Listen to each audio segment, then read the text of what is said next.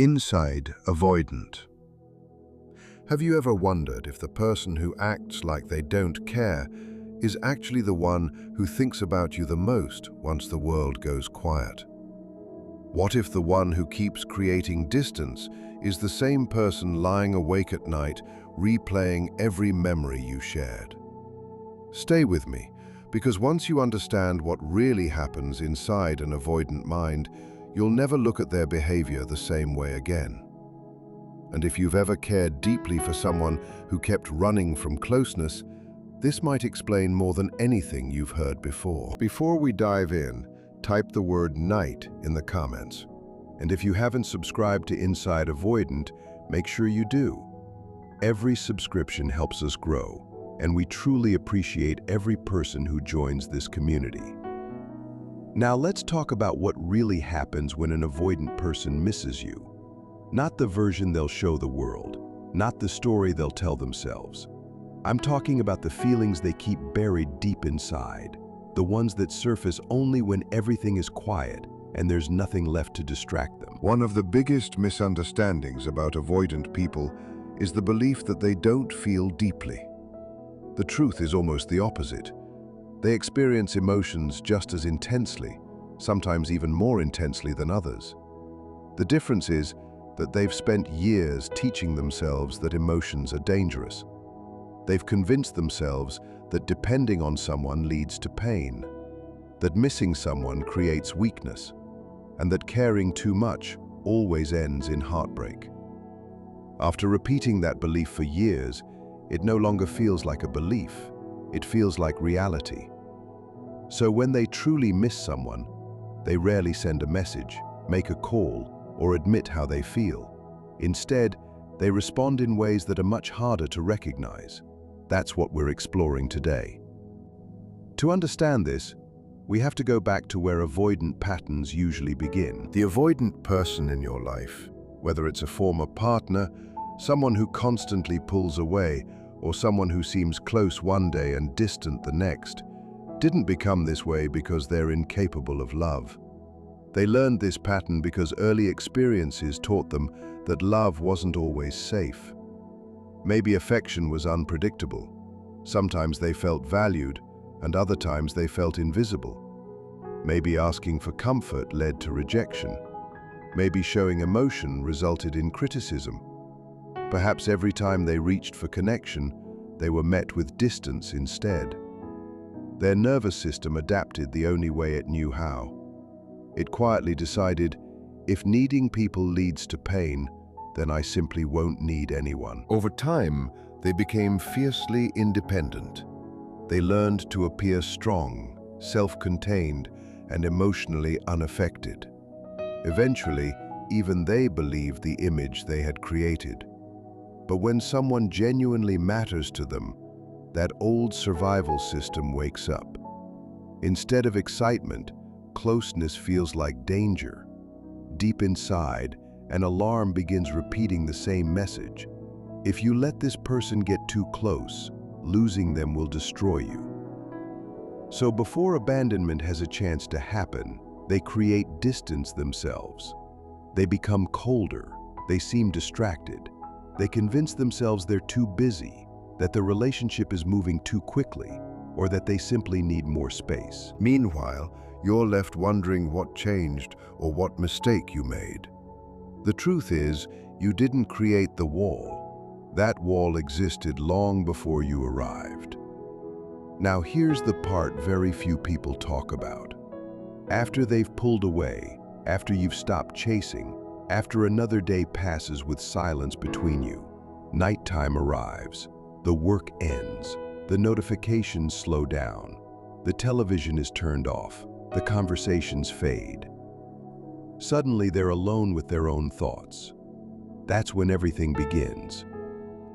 At first, it doesn't even feel like they're missing you. It feels like restlessness. They wander around without purpose.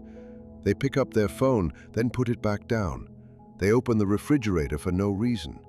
They struggle to settle into anything. A quiet discomfort follows them, but they can't quite explain it. And honestly, they don't want to explain it. because giving that feeling a name would force them to admit what they're trying so hard to avoid. So they distract themselves instead. They scroll endlessly through social media. They binge another episode of a show.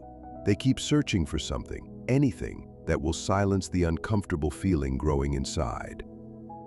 Sometimes the distraction works. Then something unexpected happens. A song reminds them of you.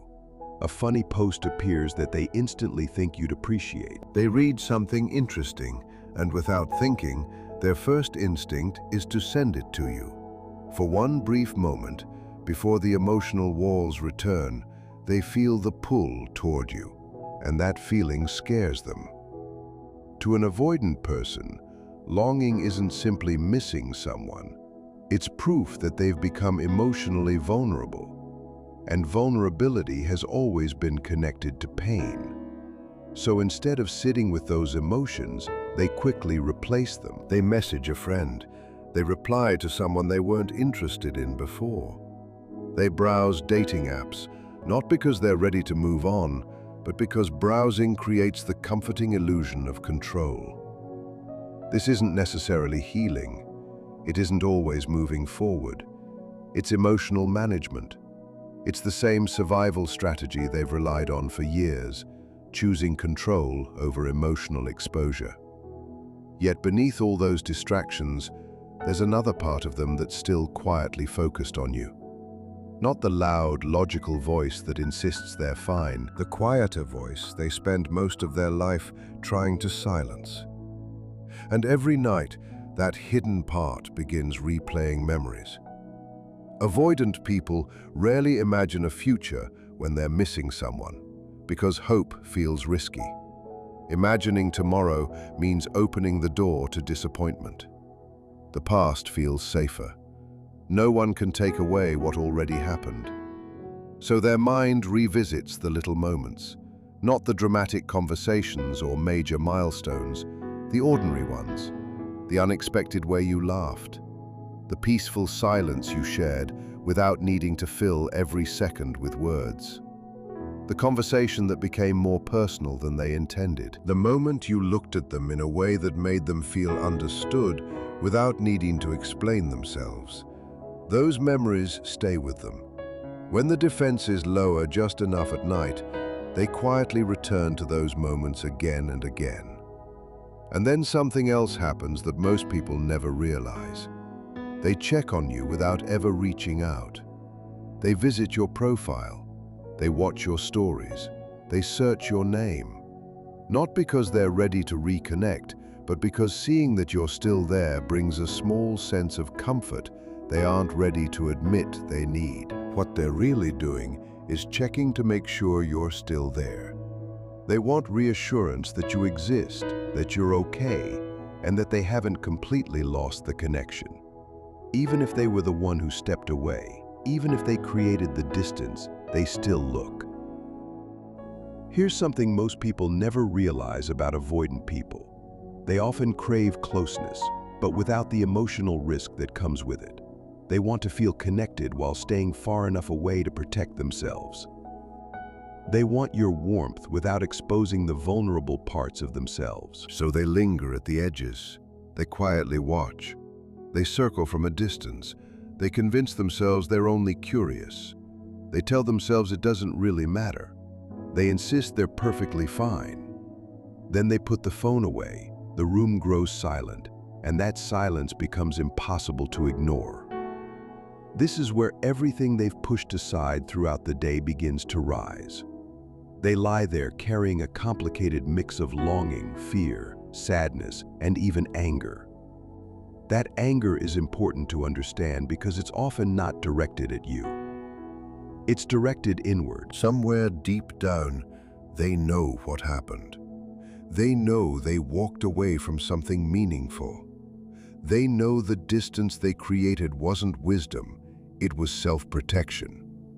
A part of them is painfully aware that they keep shutting people out, and another part quietly resents themselves for not knowing how to do anything differently. But recognizing the pattern doesn't erase it overnight, so they remain alone with those emotions. They don't reach out because reaching out feels like surrender.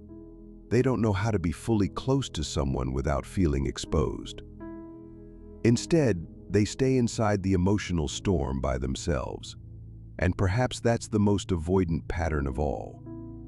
Choosing familiar loneliness over uncertain connection. Accepting predictable pain because vulnerability feels even more frightening. This cycle didn't begin with you. They've been living inside it for years. Now I want to speak directly to you. If you're listening, there's probably someone in your life who behaves this way.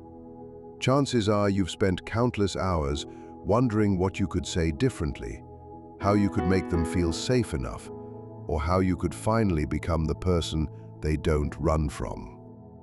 That's completely understandable.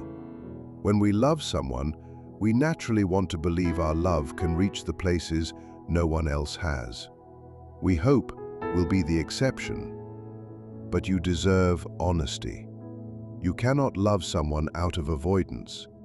No amount of patience, consistency, understanding, or sacrifice can heal attachment wounds they aren't willing to face themselves. Avoidance isn't a challenge you solve by trying harder. It's a deeply rooted survival pattern stored within their nervous system, and lasting change only begins when they choose to recognize it and actively work through it. What you can do is stop making their behavior about your value. This may be the most important thing you'll hear today.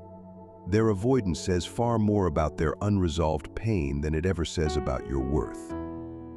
When they create distance, it doesn't automatically mean you weren't enough. When they become emotionally unavailable, it doesn't erase what the two of you shared. When they stay silent despite missing you, it doesn't necessarily mean they stopped caring. It often means they're trapped inside protective habits that once kept them safe, but now leave them emotionally isolated. In many ways, they've built walls that have become their own prison. The heartbreaking part is they've convinced themselves those walls are security. The greatest irony is that the people who long for connection most deeply are often the ones who struggle the hardest to ask for it. Avoidant people aren't naturally cold. Many became emotionally guarded because, at one point in life, that was the safest way to survive. Even though those old dangers may be gone, the survival strategy keeps running. So the nights repeat themselves. They miss you. They don't message. They check your profile. They replay your memories together. They feel the urge to reconnect. Then they bury that urge beneath another layer of emotional protection. They feel guilty afterward. Morning arrives, the emotional armor goes back on, and they move through the day pretending none of it ever happened. Then the cycle starts all over again. So what should you actually do if someone in your life is avoidant? The first thing to understand is that pressure rarely creates closeness. The harder you chase, the more likely they are to retreat. That doesn't always happen because they don't care. It happens because intense pursuit activates the same internal alarm system that's been protecting them for years. Even genuine love can feel overwhelming when someone's nervous system mistakes closeness for danger. That doesn't mean you should play games or intentionally become distant. It means your life needs to remain your own. Keep investing in your passions, stay connected to your friends, continue building your goals, protect your identity outside the relationship. This isn't manipulation, it's emotional survival. Because if your entire world revolves around managing someone else's fears, you'll slowly lose yourself. That's not healthy love, that's self-erasure. The second thing to remember is that avoidant people usually trust consistency more than emotional intensity. Grand declarations and dramatic conversations often make them uncomfortable because, in their past, emotional highs were frequently followed by disappointment or loss. What gradually earns their trust is calm reliability, showing up consistently, keeping your word, being emotionally steady instead of unpredictable, offering affection that doesn't constantly depend on how they're behaving that day. That kind of quiet stability reaches them more deeply than you might realize, even if they never say it, even if you can't immediately see the effect. It's reaching parts of them that simply aren't ready to open yet. Finally, remember this about emotional communication. Many avoidant people become overwhelmed when emotions are expressed with overwhelming intensity, because their nervous system struggles to process so much emotional input all at once. When conversations become highly emotional, many avoidant people don't move closer, they pull farther away. Long discussions filled with tears, frustration, or rising tension often activate their instinct to retreat instead of helping them open up. That doesn't mean you should hide your feelings or pretend everything is fine. It means learning to express those feelings in a way that feels emotionally safer for both of you. You can be completely honest without overwhelming the moment. You can simply say, "I've been missing you," instead of, "You need to fix this right now." You can say, "That really hurt me," instead of, "You always do this and I can't take it anymore." The message stays the same. The way it's delivered can completely change how it's received. Now, if you're watching this because you've stepped away from an avoidant person, or they've stepped away from you, and you're wondering what may be happening inside them, let's talk about that. When you truly give an avoidant person space, not as a tactic or a game, but genuine distance where they can actually feel your absence, something often shifts inside them. This is one of the most misunderstood parts of avoidant attachment. Many avoidant people don't fully experience the depth of their emotions until they believe the relationship could actually be gone. While you were always available, always reaching out, their nervous system stayed focused on protecting itself. The emotional walls remained in place because they didn't have to confront the possibility of losing you. But once you stopped chasing, once you became less available, once your presence was no longer guaranteed, their internal system began to adjust. Instead of defending against closeness, they started noticing the empty space your absence created. That's when the late-night memories become stronger. That's when they find themselves checking your profile more often. That's when the restlessness grows louder, because the emotions they spent so much energy avoiding can no longer be ignored. Even then, they still may not contact you. That's the difficult reality. Sometimes the fear of vulnerability remains stronger than the desire to reconnect. Saying, "I miss you," admitting, "I made a mistake," confessing, "I was wrong." Those words can feel incredibly overwhelming for someone whose entire survival strategy has been built around emotional self-protection. So they stay silent, even while carrying the weight of your absence.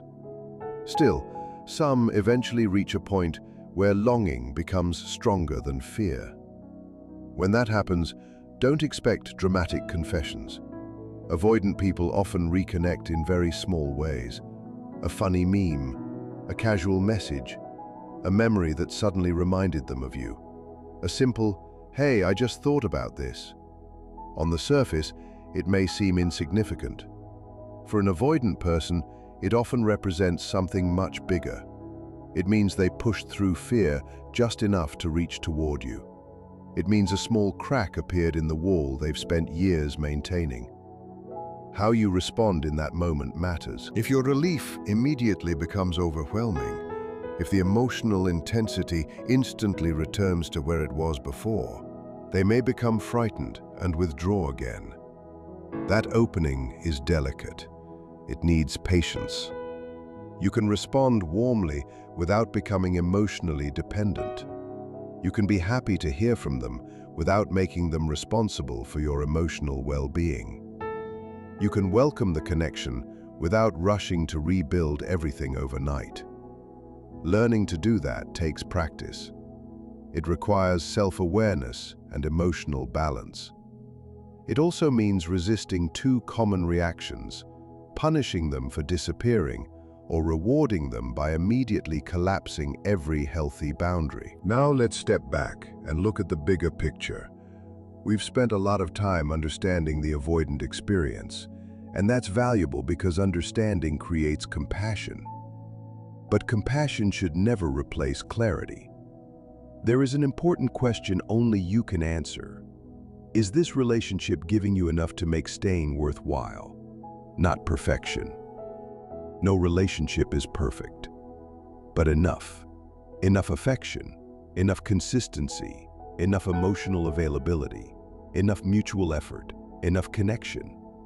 Or are you surviving on hope while slowly becoming emotionally exhausted? Understanding why someone struggles doesn't mean you have to accept a relationship that continually leaves your own needs unmet. You can deeply empathize with someone's wounds while recognizing that those wounds may prevent them from building the kind of partnership you need. Those two truths can exist together. You can love someone deeply and still let them go. You can understand their pain and still choose your own peace. That's not failure, that's wisdom. Sometimes the greatest gift you can offer an avoidant person is honest, respectful truth. You can say, "I understand why you react this way. I see the pain behind your distance. But I also know what I need in a relationship, not as a threat." Not as manipulation, simply as an honest expression of your reality. Interestingly, some avoidant people respond differently to that kind of calm honesty. Many are used to two extremes. People either tolerate endless distance or eventually explode in frustration. What they rarely experience is someone who remains kind while also maintaining clear boundaries. Someone who says, "I care about you, and I care about myself too." That combination of compassion and self-respect can be surprisingly powerful. It doesn't guarantee change, but it creates one of the safest opportunities for genuine openness. Let's return to where we began. The avoidant person lying awake at night, quietly replaying